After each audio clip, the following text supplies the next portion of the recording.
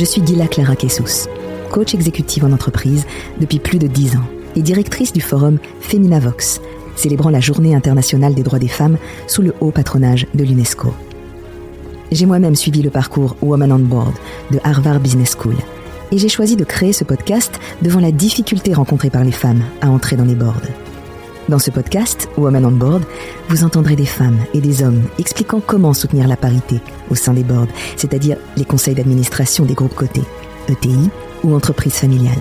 Ils évoqueront leur parcours, partageront leur regard sur cette mixité qui reste problématique dans les sphères dirigeantes et surtout, comment selon eux, on peut changer les choses. Women on Board, un podcast de Harvard Business Review France. Le podcast Women on Board a pour but de donner la parole à des femmes et des hommes pour aider à la parité, en particulier dans les conseils d'administration, également au COMEX. Nous avons la chance aujourd'hui de recevoir une invitée exceptionnelle qui est une femme d'impact et une figure du leadership inclusif. Ancienne ministre de l'égalité entre les femmes et les hommes, elle incarne le courage et l'innovation au service du bien commun. Elle débute sa carrière à 20 ans en créant une entreprise dans le secteur du bâtiment et de l'isolation thermique avant de rejoindre des multinationales telles que Orange, Dell Technologies, Lenovo France et Hewlett-Packard Afrique, où elle pilote des transformations majeures. Aujourd'hui, à la tête de l'EIA Partners, elle accompagne les entreprises dans leur transformation vers une gouvernance responsable et durable. Elle préside également Ring Capital et Ring Africa, encourageant l'investissement à l'impact. Titulaire de la Légion d'honneur et co-autrice de Femmes ministres et féministes, elle déclare « À travers mon parcours et mes engagements, je veux inspirer une nouvelle génération de leaders à conjuguer ambition, inclusion et impact pour bâtir un avenir plus juste et durable. » J'ai le grand honneur de recevoir Elisabeth Moreno. Bonjour. Bonjour Julia, c'est un plaisir d'être avec vous aujourd'hui. Elisabeth, merci d'être avec nous. Reprenons depuis le début. Votre première expérience faisant partie d'un board, ça a été quand? Ça a été comment? Est-ce qu'on est venu vous chercher?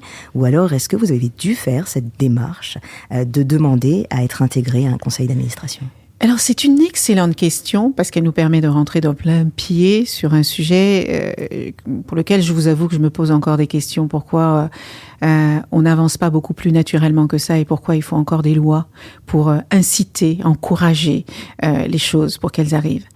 Il y a ce mythe de l'incompétence des femmes qui fait que nous peinons encore à briser les plafonds de verre pour rentrer dans les postes les plus importants, les postes où les décisions se prennent. Et les boards en font partie. Moi, j'ai passé 30 ans de ma vie dans les grands groupes internationaux. J'ai commencé ma carrière en tant qu'entrepreneuse. Et quand bien même je suis rentrée dans un board, je n'y suis pas rentrée parce qu'un cabinet de chasseurs de tête est venu me chercher. D'ailleurs, les cabinets de recrutement classiques et traditionnels qui ont pignon sur rue viennent rarement chercher les femmes, sauf si on les y force.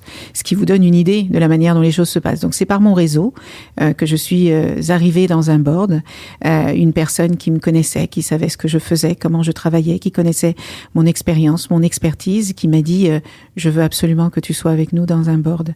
Et ça a été une magnifique expérience parce que après avoir été entrepreneur, après avoir été cadre dirigeante, c'était une évolution naturelle pour moi. Et malgré tout, mon syndrome de l'imposteur m'a accompagnée parce que je suis partie du principe que s'il fallait une loi pour faire en sorte que les femmes arrivent à ce genre de position, c'est que peut-être nous n'étions pas prêtes.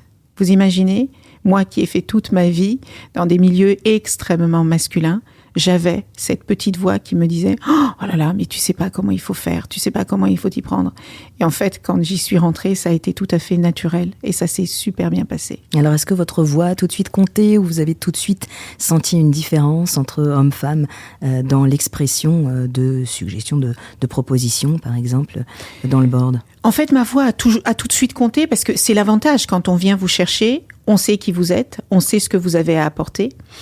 Et comme c'était quelqu'un d'influent qui est venu me chercher, par conséquent, ça facilite les choses. mais votre question est très très bonne dans le sens où même dans les boards, on se rend compte que les femmes n'ont pas toujours les postes les plus stratégiques. C'est ça. Et donc, comme elles n'ont pas les postes les plus stratégiques, elles ont tendance à être moins entendues, à être moins écoutées, à ce que leurs suggestions, leurs idées soient moins considérées. Alors, les choses avancent depuis la loi Copé-Zimmermann. Évidemment que nous avons fait un bond de géant, mais voyez-vous, on est passé en 10 ans de 9% de femmes dans les conseils d'administration à 45% en 10 ans. Là où les gens vous répétaient à longueur de journée que s'il n'y avait pas de femmes dans les boards, c'est parce qu'il n'y avait pas de pipeline et c'est qu'elles n'étaient pas motivées et qu'elles n'avaient pas d'ambition. Si vous saviez le nombre de femmes que je rencontre tous les jours qui me disent « je me sens prête à rentrer dans un board mais je ne sais pas comment faire ». Donc il faut vraiment arrêter avec cette poudre aux yeux de tous ces gens qui nous font croire qu'on n'a ni le talent, ni la compétence, ni l'envie, ni la motivation, parce qu'on finit par y croire. Vous savez, quand vous êtes un enfant et qu'on vous élève en vous faisant croire que vous êtes doué, que vous êtes intelligent, que vous êtes capable, que vous pouvez réussir, que vous pouvez aller dans l'espace, eh bien, votre cerveau réagit différemment de l'enfant qui entend tous les matins, mais reste à ta place, mais tu es nul, mais tu ne comprends rien. Et donc, la manière dont la société fonctionne aujourd'hui, qu'on le veuille ou non, n'est pas favorable à ce que les femmes réussissent dans les postes de pouvoir. Alors, heureusement, les choses évoluent, les choses progressent, les choses avancent avec la loi, parce que moi, quand j'ai porté la loi de Marie-Pierre Rixain, mais que n'ai-je entendu d'hommes extrêmement bien placés, qui ont toujours bénéficié de tous les avantages du pouvoir, qui me disaient, mais tu ne veux quand même pas que je licencie des hommes capables pour recruter des femmes incompétentes pour te faire plaisir. Incroyable. Et c'était pas il y a 10 ans ou 50 ans, c'était il y a 3 ans. Vous voyez ? Donc, moi, toutes ces personnes qui, la main sur le cœur, me disent, mais évidemment que la parité est une chose importante, évidemment qu'il faut que les femmes réussissent, évidemment que nous avons conscience que ce sont des milliards d'euros que nous gagnerions dans notre économie si nous donnions de la place aux femmes. Mais évidemment, s'il suffisait que l'on sache les choses pour que les situations bougent, ça se saurait. Mon beau-père me disait souvent, tu sais, il était médecin et il me disait, mais la nature humaine est très curieuse parce que je reçois des patients à qui je dis, si vous n'arrêtez pas de fumer, vous allez vraiment mourir d'un cancer. Et la première fois, ils me disent oui, la deuxième fois, ils me disent oui, mais, et la troisième fois, ils me disent mourir de ça ou d'autre chose. Oui, effectivement, c'est quelque chose qui est assez incroyable. Donc, il y a du mal pour les hommes à lâcher. Je veux revenir sur ces femmes qui vous disent « je suis prête, mais je ne sais pas comment m'y prendre ». Qu'est-ce que vous leur dites à ces femmes ? D'abord, ce que je leur dis, c'est bravo. Parce que pour qu'une femme ose dire qu'elle est prête à prendre un poste de pouvoir, ça demande déjà un certain niveau d'audace. Un travail sur soi. Et un travail sur soi. Moi, je dis souvent, vous savez, quand je fais des conférences où on met comme titre « Women Empowerment », j'ai pris maintenant l'habitude de dire « les femmes n'ont pas besoin d'être empowered » because they are already empowered. Les femmes, pour traverser tous les défis, tous les obstacles et toutes les difficultés auxquelles nous sommes confrontés, nous, les femmes, quand nous entrons dans cet espace de pouvoir qui a été créé par les hommes, pour les hommes, il faut déjà avoir une certaine dose de courage, une certaine dose d'ambition, une certaine dose d'audace. Donc, quand elles me disent « je suis prête », je leur dis bravo parce que moi, ça m'a pris des années pour dire « je suis prête ». Ensuite, je leur dis appuyez-vous sur vos réseaux. Vous savez, je vous parlais tout à l'heure des cabinets de chasseurs de tête qui sont censés aller dénicher les pépites et les talents. Je les connais suffisamment maintenant pour vous dire qu'ils ne vont pas chercher bien loin qu'au-delà de leur zone de confort, qu'ils ne vont pas chercher bien loin qu'au-delà des écoles auxquelles ils sont habitués à travailler, qu'ils ne vont pas chercher bien loin qu'au-delà des réseaux qui sont déjà établis dans cet entre-soi qui fait que plus rien ne rentre tellement c'est cadré et tellement c'est enfermé. Moi, j'ai une trentaine d'années d'expérience dans les grandes entreprises. Je n'ai été chassée qu'une seule fois dans mon existence. Une seule fois. Et ça n'était pas un grand cabinet de chasseurs de tête. Et ça vous interroge quand même sur la manière dont notre système fonctionne. C'est pas parce que j'étais incapable ou incompétente, parce que mes résultats ont parlé pour moi. J'ai avec toute l'humilité qui convient, parce que je sais tout le travail que ça m'a demandé, j'ai toujours performé dans les rôles dans lesquels j'étais. Mais je ne ressemble pas, je n'ai aucun des attributs, aucun des parcours. Je ne suis pas née au bon endroit. Je n'ai pas les bons réseaux. Je n'ai pas les bons codes. Et donc, je ne rentre pas dans le schéma, dans l'algorithme des grands cabinets de chasseurs de tête. Je suis totalement invisible pour ces gens-là. Eh bien, si vous saviez le nombre de femmes talentueuses, capables, compétentes, ambitieuses, qui sont invisibles pour ces structures de pouvoir, c'est une immense tristesse. Et à un moment, gâchis. Et c'est un immense gâchis. Et je pense que le bon mot, c'est ça. Et à un moment où on parle de réindustrialisation de la France, à un moment où on a plus que jamais besoin de réinventer, d'innover, de créer, à un moment où je ne rencontre pas un chef d'entreprise qui ne me dise « on a tellement de mal à recruter », et je leur dis quand ils me disent « il y a une telle pénurie de talent en ce moment », je leur réponds « il n'y a absolument pas de pénurie de talent. Il y a une pénurie d'audace dans le recrutement. Il y a une pénurie d'ouverture au monde tel qu'il est et pas tel qu'on voudrait qu'il soit. Les talents sont partout. Encore faut-il qu'on aille les chercher. Et vous le savez, souvent on dit que les femmes n'osent pas. Les femmes osent. Mais on ne les permet pas d'oser à la hauteur de leur talent et de leur capacité. Donc, pour répondre à votre question, pardon de cette longue réponse, mais ce que je leur dis, c'est bravo. Ensuite, je leur dis, entourez-vous de toutes ces femmes et de tous ces hommes qui n'ont pas un voile devant les yeux et qui voient de vous le talent, le caractère et l'ambition qui vous habitent. Faites parler autour de vous de vos ambitions. Dites-le autant que vous le pourrez. Faites savoir que vous êtes prête à rentrer dans un board. Et puis choisissez les 3, 4, 5, 10 entreprises dont le board vous intéresse parce que le sujet vous intéresse. Écrivez au président et dites-lui que quand il renouvellera son board, il y a un talent qui est prêt à éclore. Alors, il y a aussi le syndrome de l'imposteur. Il y a aussi beaucoup de femmes qui se disent je suis très intéressée, je suis prête, mais je ne sais pas exactement ce qui s'y passe. C'est vrai qu'on a quand même une grande opacité dans les boards qui marchent sur la cooptation. Est-ce que vous conseillez les formations ? Oui. Alors ça, c'est un très bon sujet. Je le conseille pour 2 raisons. D'abord parce que nous, les femmes, tant qu'on n'a pas 150% des compétences pour prendre un job, on n'y va pas. Et que les hommes, et je vous dis, j'ai managé pendant 20 ans, donc je le sais, les hommes, avec 80% des compétences, voire moins, ils tentent leur chance. Et puisque nous avons besoin d'être rassurés sur nos propres compétences, la formation est un bon chemin pour se sentir pleinement légitime et pour lutter contre ce syndrome de l'imposteur que nous portons sur nos épaules matin, midi et soir.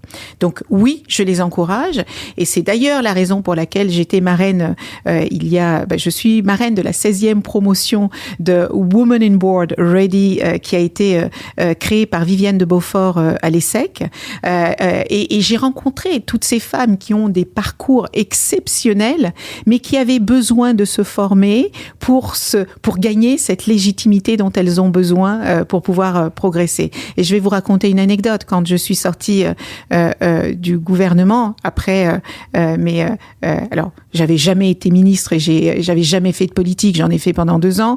J'avais jamais été vice-présidente, j'ai dirigé tout un continent. J'avais jamais été CEO, j'ai dirigé le 5e plus grand pays de Lenovo. Et quand je sors du gouvernement, je me dis, la chose la plus naturelle pour moi, c'est de rentrer dans un board. Et donc, j'ai rencontré les 4 plus grands cabinets sur la place de Paris qui préparent les gens au board. Et l'un d'entre eux me dit « vous avez un parcours quand même exceptionnel, c'est extraordinaire tout ce que vous avez fait. Bon, votre seul défaut, c'est que vous n'avez jamais été dans un board. » Et je lui ai répondu « vous savez, en fait, je n'avais non plus jamais été ministre. Je n'avais jamais été PDG et je n'avais jamais été vice-présidente avant de le faire. » Vous voyez, ces préjugés, ces biais et ces stéréotypes. Donc, pour lutter contre ces préjugés, il faut avoir parfois des diplômes, ça aide. Mais beaucoup de femmes ont les diplômes et malgré ça, elles ne parviennent pas à percer le plafond de verre. Pourquoi je vous raconte ces anecdotes ? D'abord parce que ce sont des choses vécues et c'est toujours intéressant de voir des expériences vécues pour se rendre compte de toutes les barrières mentales que l'on peut avoir dans notre société. Oui, j'encourage les femmes à se former parce que ça leur fait du bien. Je leur dis donc pas... plus en soft skills que sur le fond. Mais sur le fond, attendez, c'est tellement compliqué et difficile pour nous d'arriver à ces positions-là qu'en général, quand on y arrive, on est archi blindé. On est archi capable et on est archi compétente. Mais si on a besoin de ces formations pour se sentir encore plus forte, encore plus confortable, et pour que les autres nous donnent la légitimité qu'on mérite, eh bien, il faut le faire. Et puis, il faut se faire coacher. Il ne faut pas hésiter à se faire coacher. Moi, je me suis fait coacher plusieurs années dans ma vie. À chaque fois que j'avais un doute sur ma capacité à faire, à réaliser, à délivrer, je me suis fait coacher et je me suis fait mentorer. À chaque fois que je ne savais pas, j'ai osé dire que je ne savais pas. La meilleure manière d'apprendre quelque chose, c'est d'admettre que vous ne le savez pas. Et comme on est souvent, on se sent un peu fragilisé parce que c'est une telle bataille pour être dans ces postes à responsabilité qu'on n'ose pas dire qu'on ne sait pas. Or, la meilleure manière d'avoir de l'aide, de l'accompagnement, c'est encore de dire « je sais faire ça, ça, ça, mais là-dessus, j'ai besoin d'aide ». Alors maintenant, on va essayer d'ouvrir les portes avec vous d'un board pour essayer de comprendre comment ça marche. Quand on est dans un board, déjà combien de temps ça prend ? Est-ce qu'il faut immédiatement s'emparer d'une spécialité ou d'une expertise sur lesquelles on va intervenir ou est-ce qu'on nous la donne ? Comment ça se passe ? Alors ça doit sans doute être très différent selon les boards. C'est très différent, évidemment, en fonction des boards. Moi, je suis dans le board d'une toute petite start-up, je suis dans le board d'une PME, je suis dans le board d'un très grand groupe du CAC 40. Les responsabilités ne sont pas les mêmes, les discussions ne sont pas les mêmes. Est-ce que le temps que vous y passez n'est pas le même non plus ? Et le temps qu'on y passe n'est pas le même parce que les complexités ne sont pas les mêmes et les responsabilités ne sont pas les mêmes. Je dirais qu'en général, ça peut vraiment aller d'une semaine à 4-5 semaines, en tout cas de mon expérience personnelle, parce que, encore une fois, et ça a été reconnu par les différentes études. J'ai beaucoup interrogé les hommes qui avaient vécu la période avant la féminisation, avant la parité, et après. Et beaucoup d'hommes disent on est beaucoup plus rigoureux, en fait, depuis que les femmes sont là, parce qu'elles nous challenge, elles nous obligent à aller au fond de certains sujets qu'on pouvait traiter de manière un peu superficielle avant. Et nous, les femmes... Et elles viennent préparer. Et elles viennent préparer. Et c'est ce que j'allais vous dire. Moi, je mets beaucoup de temps à préparer mes... Je n'imagine pas arriver à une réunion sans être préparée. Alors, imaginez un conseil d'administration où il y a toujours une majorité d'hommes et où vous avez besoin que votre voix soit entendue. Ma légitimité, je la gagne dans le travail de préparation que je fais avant d'arriver dans un board. Alors, peut-être que ce que certains feront en 3 jours, moi, j'ai besoin d'une semaine pour le faire. Mais c'est votre rythme, c'est votre... chacun a sa propre manière de travailler. Certaines personnes ont une mémoire beaucoup plus développée que d'autres et donc ils vont tout de suite prendre le sujet. Et en fonction de la thématique que vous portez et de votre expertise sur le sujet, peut-être aussi que ça vous prendra plus ou moins de temps. Si vous allez travailler sur les rémunérations, c'est pas la même chose que si vous allez travailler sur d'autres sujets. Vous voyez ce que je veux dire ? Donc, c'est vraiment chaque expérience d'abord est personnelle. J'aime bien cette citation qui dit que l'expérience des autres est un peigne pour chauve. Moi, j'ai pas c'est très beau. Moi, j'ai pas la prétention d'avoir la vérité là-dessus. Ce que je dis, c'est que si on veut faire les choses sérieusement, moi, ça me prend au moins 3 à 4 semaines. 3 à 4 semaines. Et donc, vous vous emparez d'un sujet, c'est-à-dire vous faites savoir que vous aimeriez travailler plutôt avec cette problématique, ou alors est-ce qu'on vous la donne ?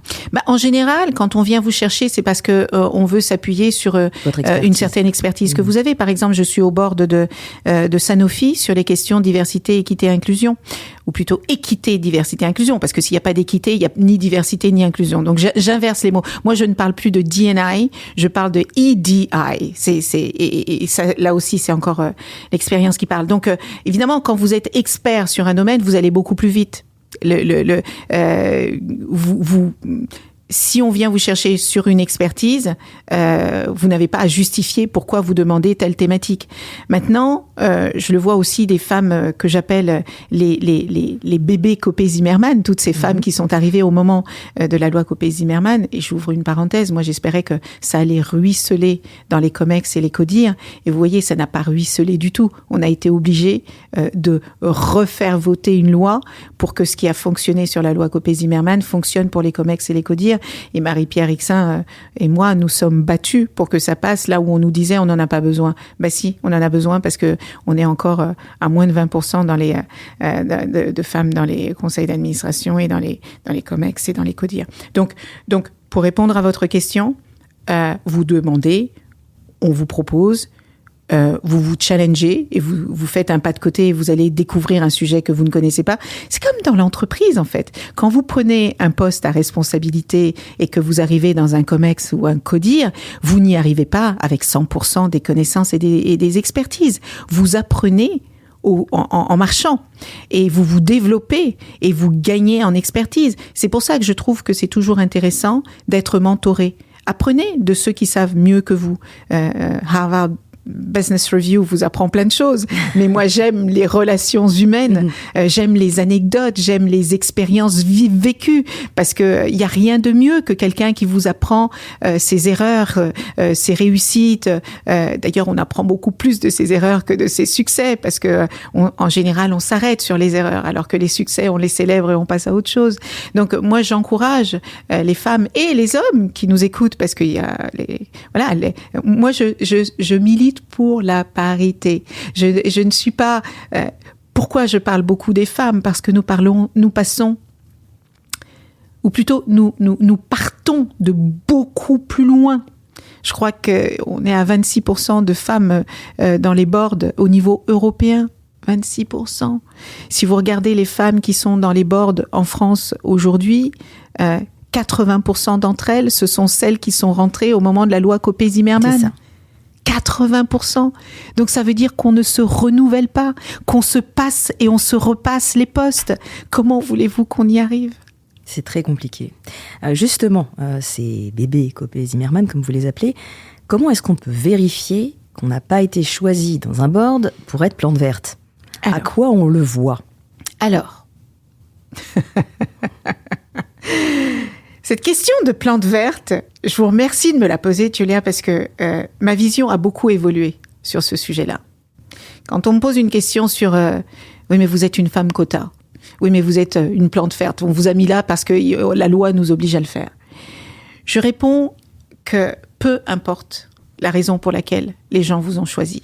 Ce qui compte, c'est ce que vous faites de là où vous êtes. Vous n'êtes plante verte que si vous acceptez d'être une plante verte. Vous n'êtes plante verte que si vous acceptez qu'on vous enferme dans un rôle de plante verte. Mais dès lors que vous avez une voix, c'est votre responsabilité de l'utiliser et de la transformer. Quand vous allez à l'ONU, chaque pays a une voix. Ça n'a rien à voir avec le GDP per growth, ça n'a rien à voir avec le fait que vous soyez partie du G20 ou du G7. Vous avez une voix et vous votez comme n'importe qui. Ça, c'est votre responsabilité. Et si vous ne l'utilisez pas, n'allez pas blâmer ceux qui veulent ne voir en vous qu'une plante verte. Ça vous est déjà arrivé, Elisabeth Moreno, de voter contre et d'être la seule ? Il y en a qui ont essayé.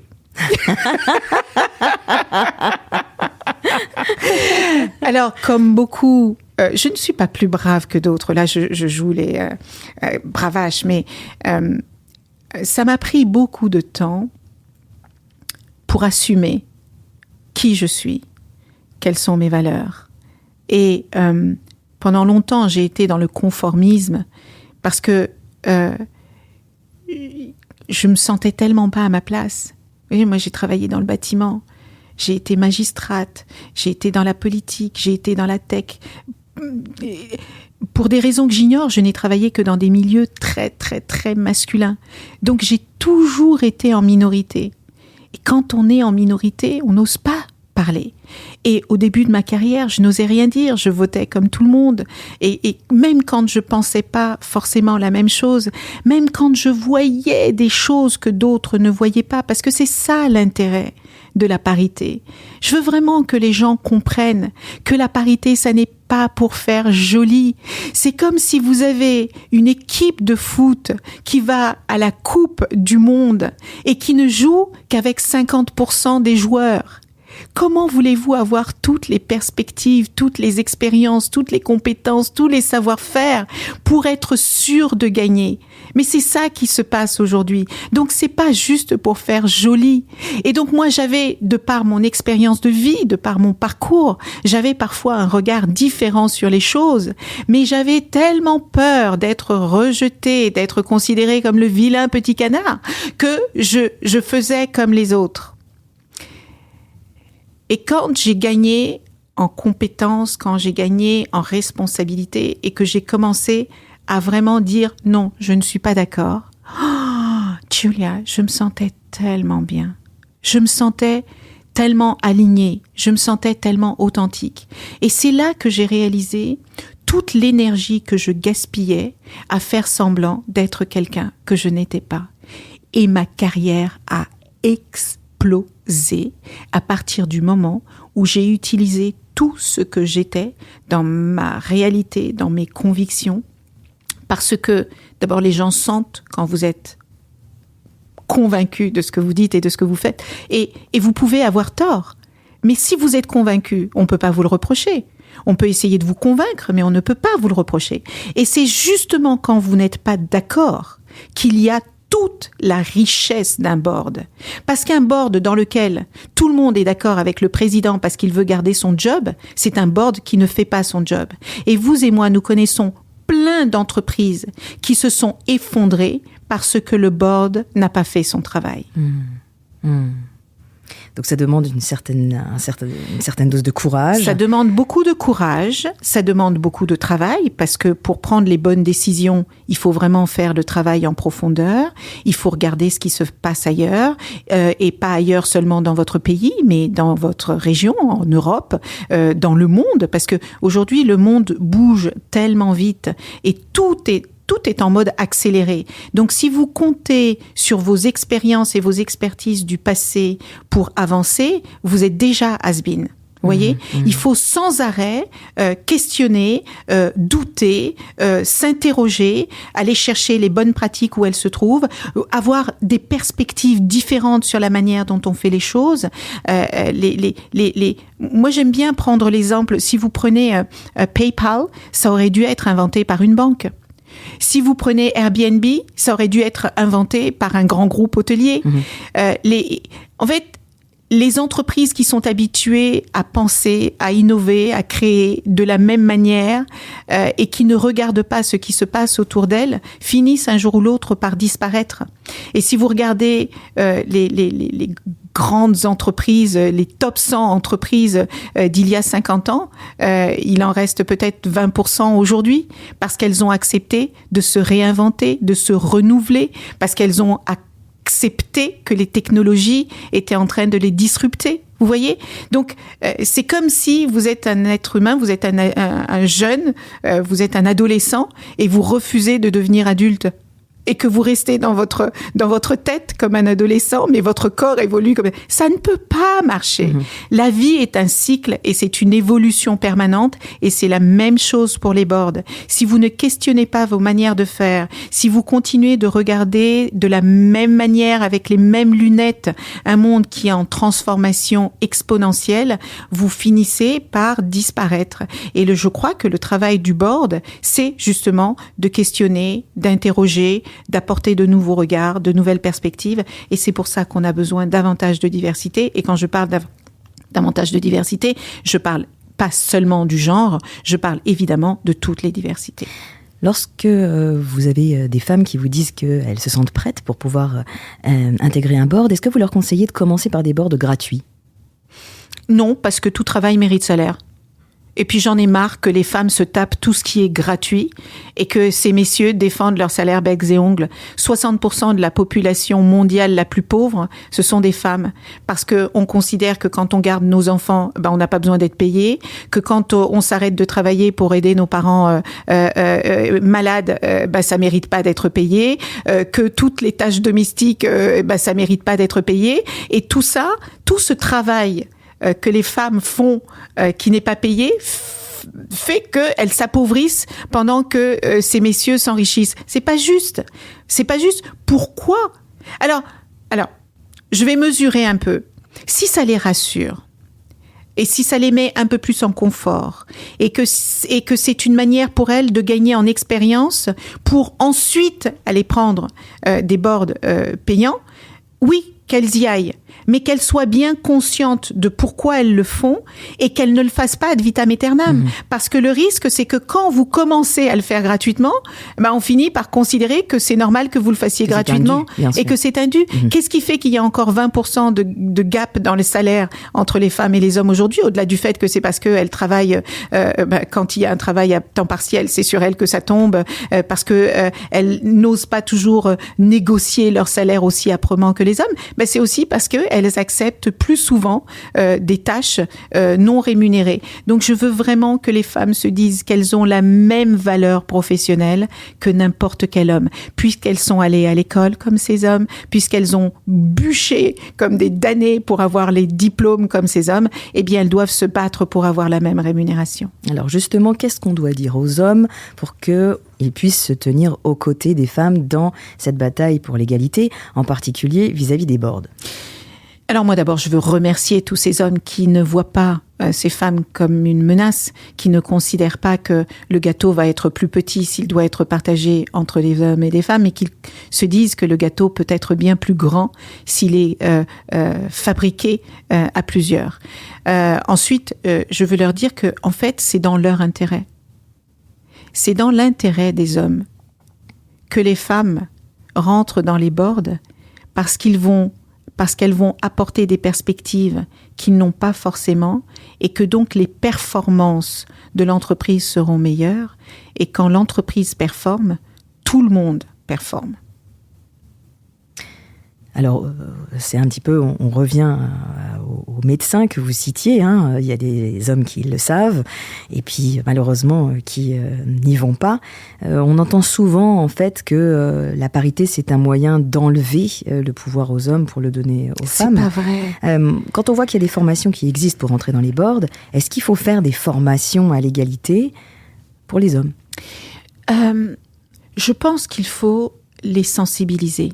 Parce que j'ai rencontré beaucoup d'hommes qui m'ont dit « mais il n'y a pas de problème en France, les femmes ont les mêmes droits que les hommes ».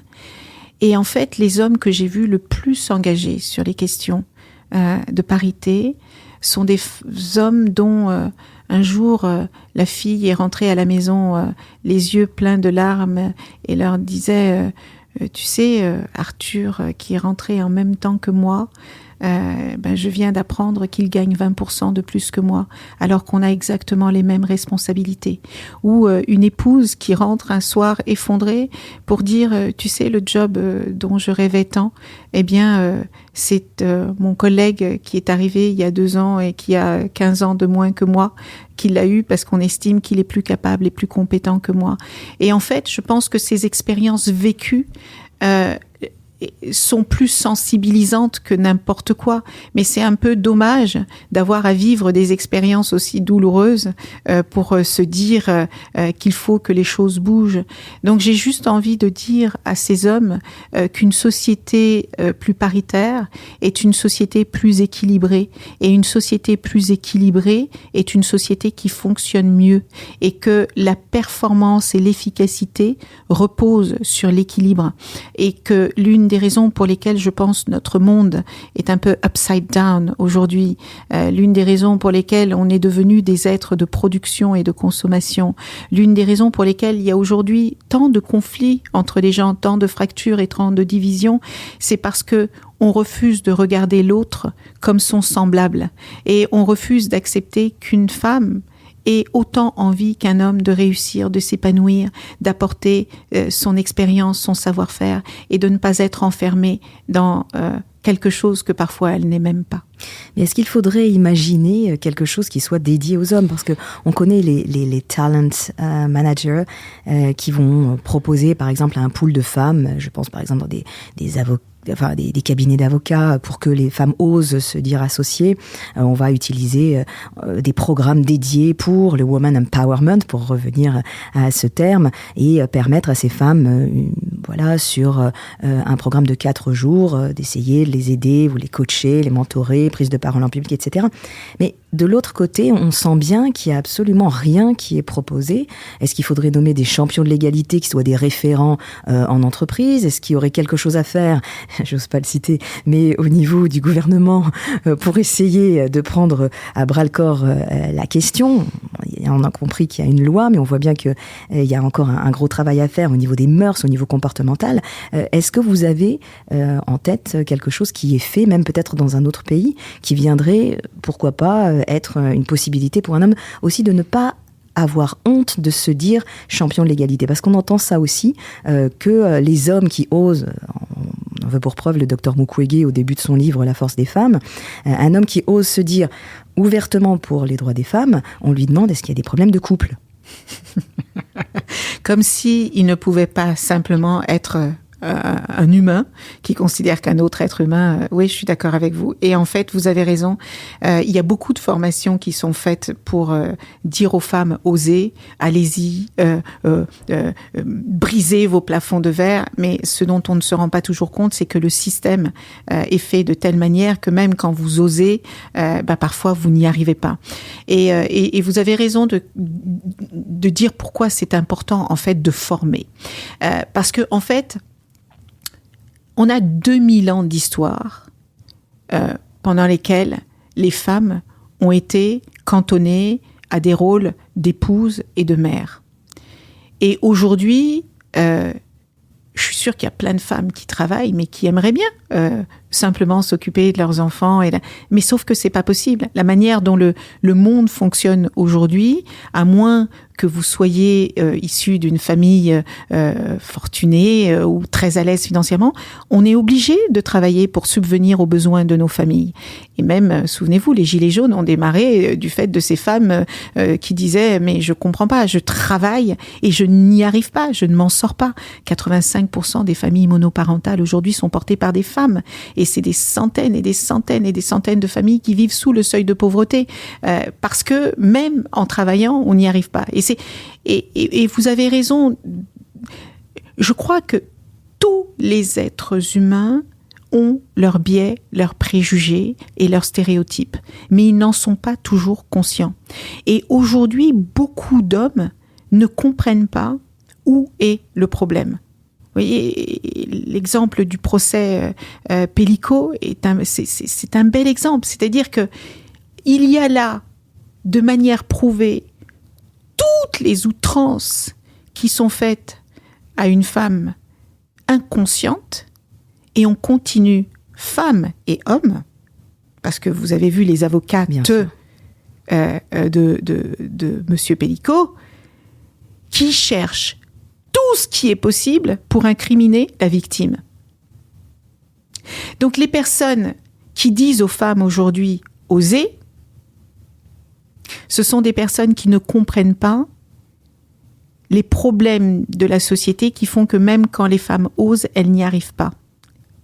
Comment voulez-vous travailler sereinement et vous donner à 100% à votre job quand vous savez que si vous partez après 18 heures, la babysitter ou la nourrice va vous coûter X, qu'on risque de mettre votre enfant à la porte de l'école et que vous allez le retrouver sur le trottoir, qu'il n'y a pas de système de garde suffisamment adapté, il y a une charge mentale qui pèse sur les épaules des femmes qui ne pèse pas aujourd'hui sur les épaules des hommes.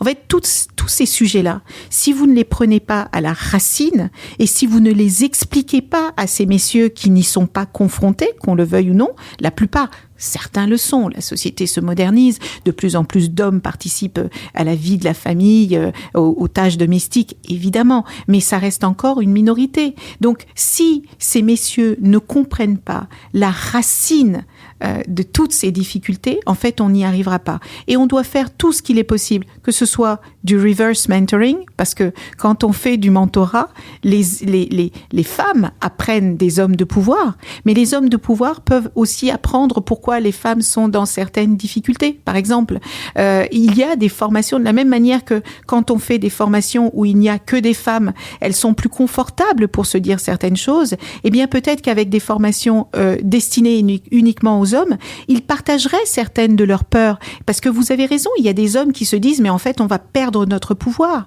Moi, j'ai même une femme journaliste qui m'a dit un jour, mais Madame la ministre, je respecte votre travail parce que c'est vrai qu'on part de loin et qu'il y a encore beaucoup d'inégalités. Mais moi, j'ai 2 garçons et je me demande comment ils vont pouvoir faire leur place dans la société de demain.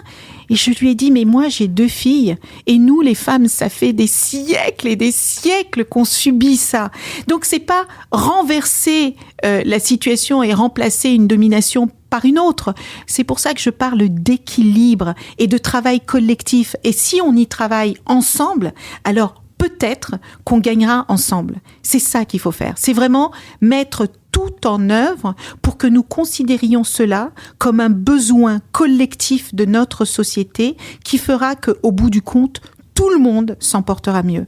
Elisabeth Moreno, on arrive à la fin de notre podcast. Merci de tout cœur de nous avoir accordé ce temps. Peut-être un dernier message pour les hommes, pour les femmes, sur cette notion d'égalité et de parité dans les boards. Eh bien, écoutez, le dernier message, je pense que j'aime beaucoup cette citation de Madame Roosevelt qui disait si vous voulez grandir, chaque jour, faites quelque chose qui vous impressionne. Faites quelque chose qui vous fait peur. Eh bien, je dirais aux hommes qui ont peur de la manière dont la société évolue, parlez-en. Parlez-en entre vous. Parlez-en avec une femme. Informez-vous. Renseignez-vous. Et aux femmes, je leur dirais que on n'a pas besoin de se transformer en homme pour être dans son plein pouvoir. Et que ce dont notre monde a besoin aujourd'hui, c'est d'un équilibre du féminin et du masculin. Elisabeth Moreno, merci de ces paroles pleines de sagesse. On vous souhaite tout le meilleur pour l'avenir, en sachant que vous nous impressionnerez de toute façon chaque jour quand on aura de vos nouvelles. Merci d'être venu. Merci pour votre invitation. C'est la fin de cet épisode. Merci de nous avoir écoutés. Retrouvez un nouvel épisode de Women on Board tous les 15 jours sur hbafrance.fr et les plateformes d'écoute habituelles. À bientôt.